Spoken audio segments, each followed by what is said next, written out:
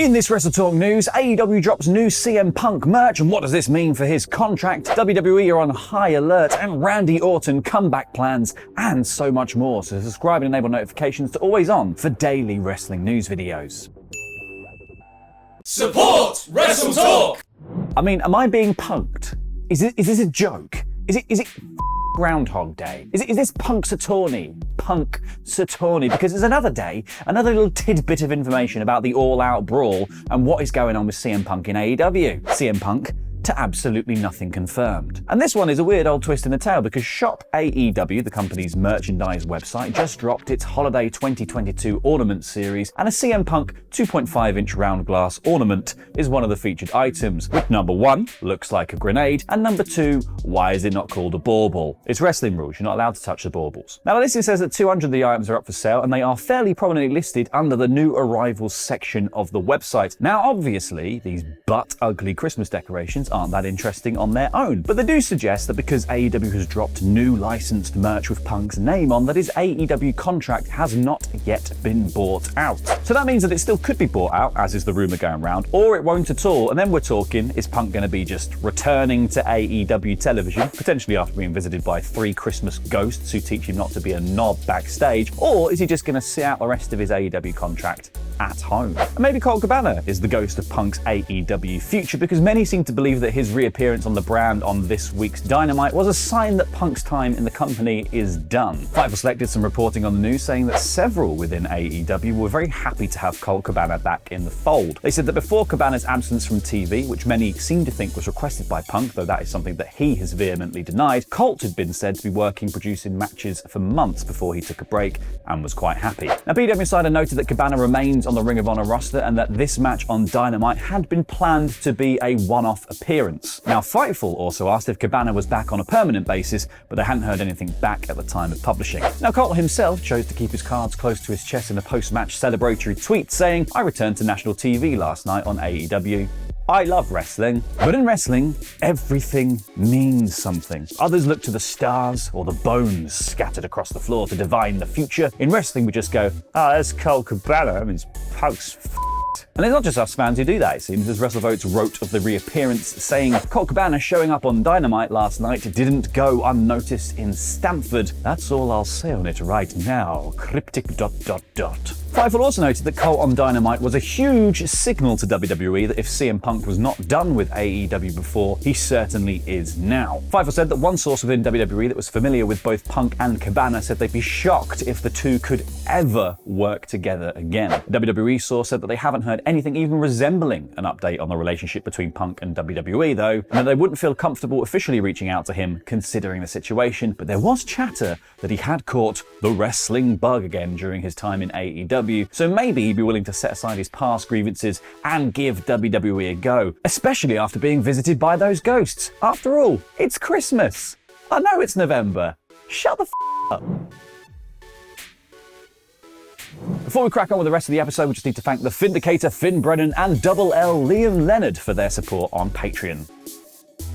Meanwhile, AEW may be tittle-tattling about a little backstage scuffle, WWE is literally in the danger zone because they have made their way over to Saudi Arabia for this weekend's Crown Jewel event, and the Wall Street Journal just published a report to say that there has been an intelligence warning of an imminent attack from Iran in the country. Now, Fightful Select said that the company remains on high alert amid attack concerns, though at the time of me writing and recording this, Crown Jewel is still scheduled to go ahead. And WWE are set to hold their press conference today in Riyadh for the show too. Now, Fightful added that WWE has been monitoring the situation since the news broke of this threat to the kingdom and has put emergency security contingencies in place. I just hope that everyone manages to stay safe this weekend. On to some lighter news now. Let's talk about the return of Randy Orton, who hasn't been seen on WWE programming since May this year. Now, we last saw Orton teaming with Matt Riddle as RK Bro, and during their last match together, they lost the Raw Tag Team titles to SmackDown Tag Team Champions The Usos, making those guys the undisputed Tag Team champions. Then Orton left to take time out for a severe back injury, which at the time was expected to sideline him for the rest of the year. Now, according to WrestleVotes, plans are already in place for Orton's return, as he is expected to come back and then immediately to turn on Riddle, a man who has kept the RK Bro flame alive during Randy's absence by mentioning him in promos and using most of his moveset during matches. His 3 moves. The report does mention that these plans were drawn up when Vince was still in charge though, so things are subject to change now that Triple H is leading creative, but considering that Riddle is still using all of Orton's gimmicks, it seems like the pair are at least destined for a reunion of some sort. But that may be a ways off though, because a recent report noted that there was a lot of concern in WWE over the severity of Orton's back injury, so he could still be out for quite a while. Now, earlier this week, the unfortunate news broke regarding several NXT talents being released from their contracts. While it was thankfully the first spat of cuts in a while, it never actually gets any easier to see, does it? While the cuts were reportedly due to a lack of progression, according to Wrestling Observer's Dave Meltzer, as has been seen before with talent such as Parker Boudreaux. However, this was not the case for all the names, because perhaps the most surprising amongst the cuts were names such as Bodie Hayward, who had appeared fairly prominently on NXT as part of the Chase University skits. Now, according to Meltzer,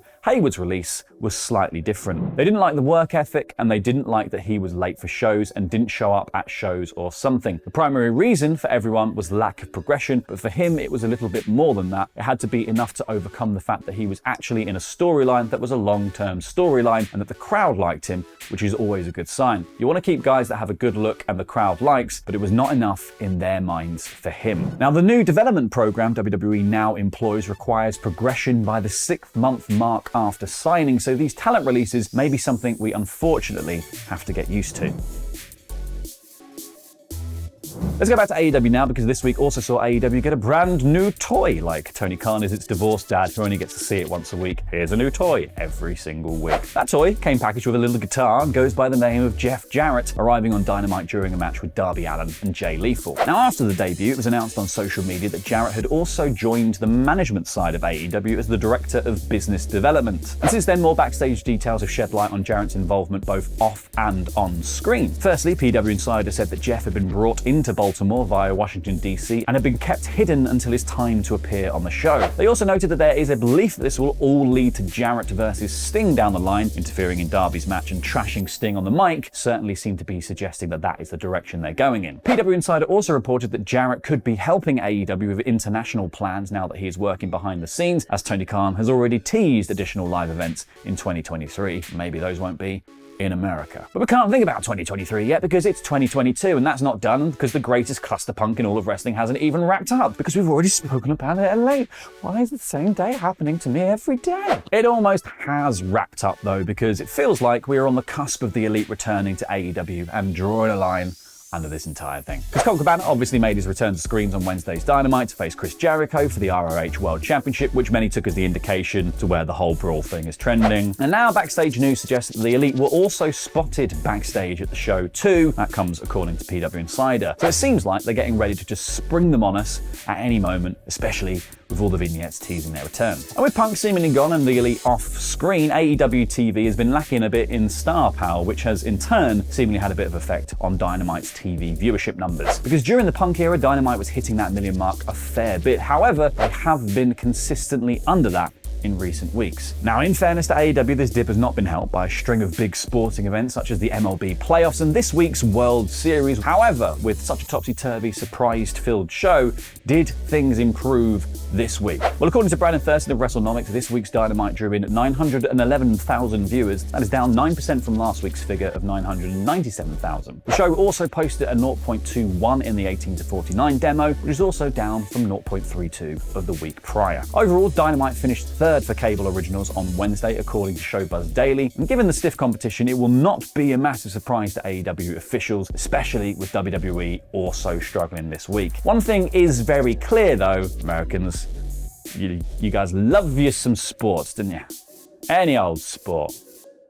Hockey ball, So Wednesday's Dynamite provided an endless supply of surprise names from within the wrestling world, such as Jeff Jarrett and Katsuyori Shibata, as well as celebrities like the Baltimore Ravens' Lamar Jackson and hip-hop mogul Rick Ross. Now, while there have been numerous AEW hip-hop crossovers recently with Kevin Gates, Fabulous, and the ever-present West Side Gun, Rick Ross stole the show with his natural promo skills and unintentionally hilarious interjections of accusations and 8-man tag. It clearly had a great time, so when can we be getting some more? Well, according to Will Washington of Fightful Select, there has been no mention yet of any further Ross appearances. However, Ross showing up on AEW TV had been in the works since August. Despite this, it impressively only took Ross, Swerve, and Keith Lee one take to conduct the 2-minute segment. And hey look, another example of a celebrity appearance done right on AEW. Seems to be a lot more of that in wrestling these days, compared to years gone by.